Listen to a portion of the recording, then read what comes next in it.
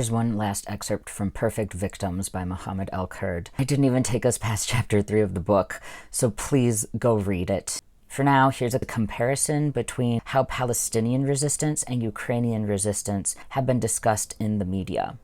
In 2022, I tried to help my friend Ruha Rumawi publish an opinion essay about her late brothers, Jawad and Thafer Rumawi, two young Palestinian men shot by the occupation forces during a raid of their village, where the IOF has no business being. We pitched the story to The Guardian, The Washington Post, and The Los Angeles Times. We didn't even try The New York Times.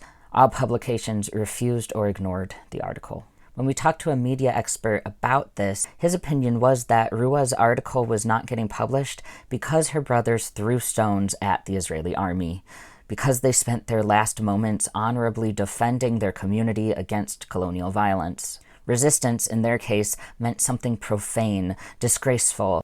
Their victimhood was not a perfect victimhood, so they were not offered a spot in the LA Times.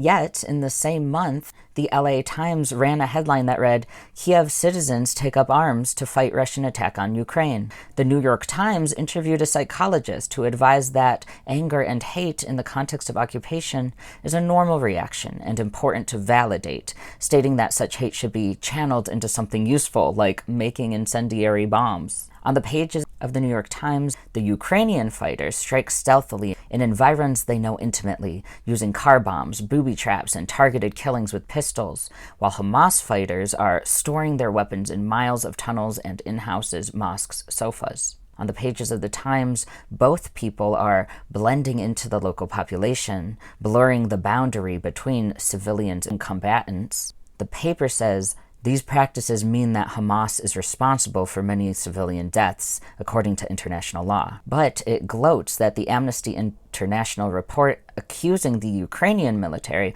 of violating international laws and risking civilian lives by operating in hospitals, residential neighborhoods, and schools was met with widespread and almost universal condemnation.